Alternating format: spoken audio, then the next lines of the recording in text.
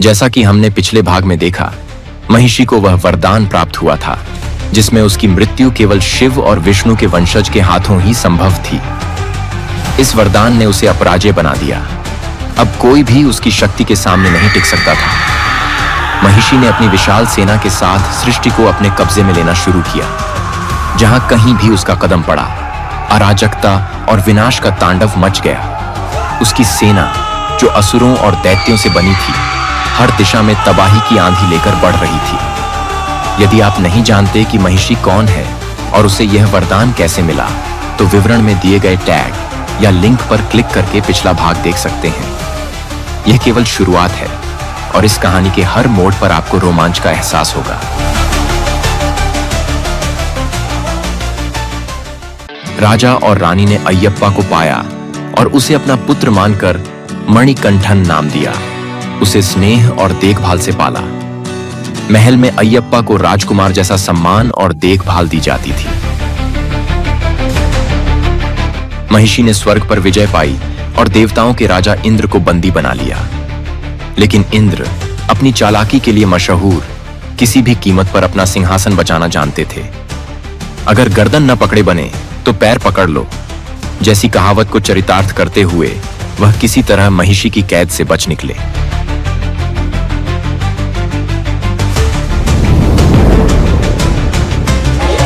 यहाँ अय्यप्पा सभी युद्ध कलाओं में निपुण हो रहे थे और वेदों एवं उपनिषदों का गहन ज्ञान अर्जित कर रहे थे।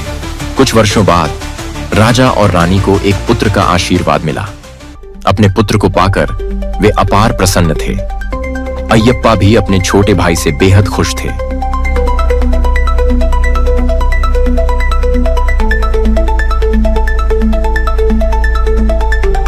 राजा का सारा ध्यान अय्यप्पा पर केंद्रित था, जिससे उनके प्रति उनका गहरा स्नेह स्पष्ट झलकता था।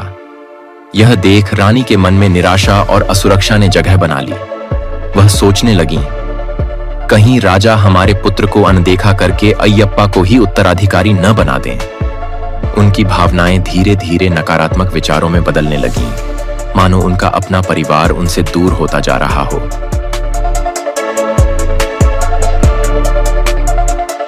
स्वर्ग में महिषी की कैद से बचने के बाद इंद्र ने कुछ अन्य देवताओं से मुलाकात की। उन्होंने निर्णय लिया कि महिषी के वरदान का हल ढूंढने के लिए भगवान ब्रह्मा के पास जाना ही उचित होगा, क्योंकि वही उसे यह वरदान देने वाले थे। इंद्र और अन्य देवताओं ने भगवान ब्रह्मा से इस अत्याचार से मुक्ति का समाधान मांगा। ब्रह्मा ने कहा, कर्म अपना कार्य करेगा, हमें या तो उसका सामना करना होगा या उसके सामने झुकना होगा।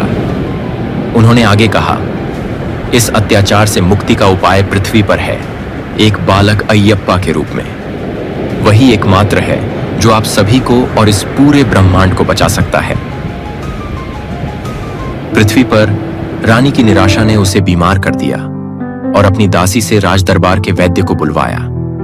वैद्य ने आकर जांच की और लक्षण पूछने के बाद कुछ औषधियां दी। राजा ने रानी से विनती की कि वह दवाएं ले लें, लेकिन रानी ने साफ इनकार कर दिया।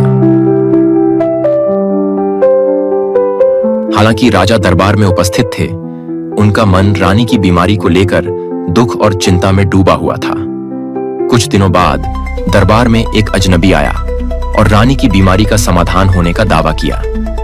उसने कहा, रानी को ठीक करने के लिए एक 10 साल से कम उम्र का मानव बालक बाघिन का दूध लाकर दे, उसी दूध से उनका इलाज हो सकता है। कोई नहीं जानता था कि वह व्यक्ति कौन था या कहां से आया था।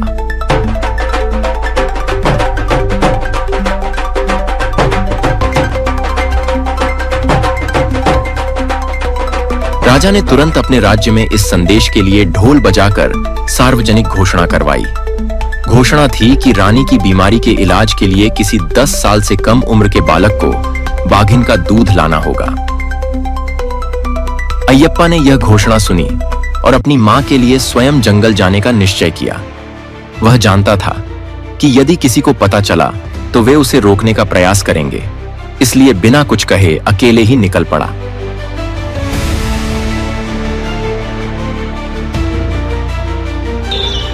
जैसे ही अय्यप्पा जंगल में प्रवेश कर रहा था, सभी जंगली जानवर ऐसे व्यवहार कर रहे थे मानो वे उसका स्वागत कर रहे हों। उनकी नजरों में भय नहीं बल्कि अय्यप्पा के प्रति सम्मान झलक रहा था।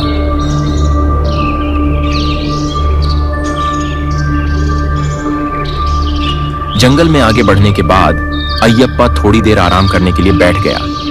उसी समय एक जंगली और भयंकर बाघिन वहां से गुजरी और अय्यप्पा को देखा। अय्यप्पा न तो डरा न ही चौंका।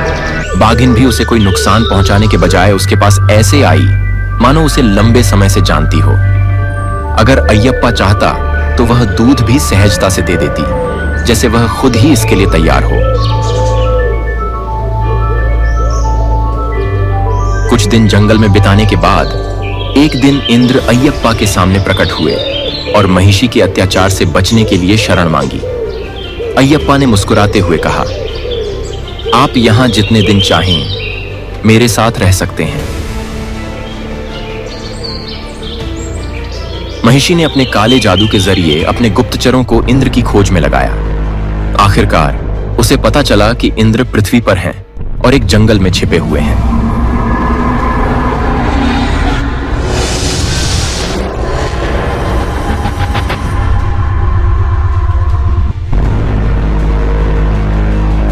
महिषी उस जंगल में पहुंची जहां इंद्र छिपे थे और वहां उसने एक छोटे प्यारे बालक को एक तालाब के पास घने जंगल में ध्यान करते हुए देखा। उसे नहीं पता था कि यह अय्यप्पा है जो एक खास उद्देश्य के लिए जन्मा है।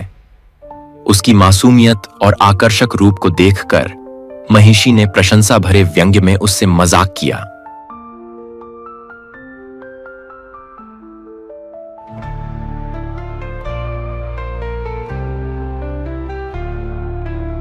अय्यप्पा ने भी ऐसा दिखाया जैसे वह एक साधारण बालक हो। वह मुस्कुराया, रोने का नाटक किया और हंसने लगा मानो मासूमियत से खेल रहा हो। महिषी ने आखिरकार पूछा, क्या तुम जानते हो इंद्र कौन है और वह कहां छिपा है? अय्यप्पा ने मासूमियत से उसकी बात सुनी और अचानक भागने का नाटक किया। थोड़ी दूरी पर जाकर वह रुक गया मानो डर और शरारत का खेल खेल रहा हो। थोड़ी दूरी पर रुकते ही अय्यप्पा ने धनुष पर बाण साधा और महिषी की ओर तान दिया।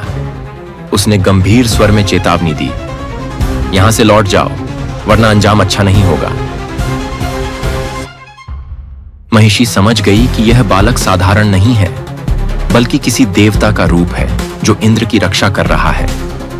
उसने भी अय्यप्पा को चेतावनी देते हुए कहा, तुम्हें नहीं पता तुम किससे भिड़ रहे हो। मैंने पूरी सृष्टि पर विजय पाई है। मेरी ताकत और कौशल का कोई सामना नहीं कर सकता।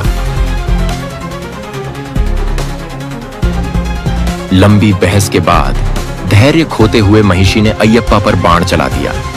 अय्यप्पा ने तुरंत जवाबी हमला किया और उसके सभी बाणों को हवा में ही निष्क्रिय कर दिया।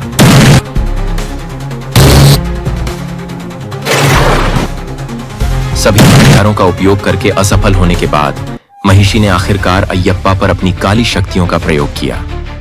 उसने अपने हाथों से अग्नि की लपटें फेंकी जो क्रोध और विनाश का प्रतीक थीं।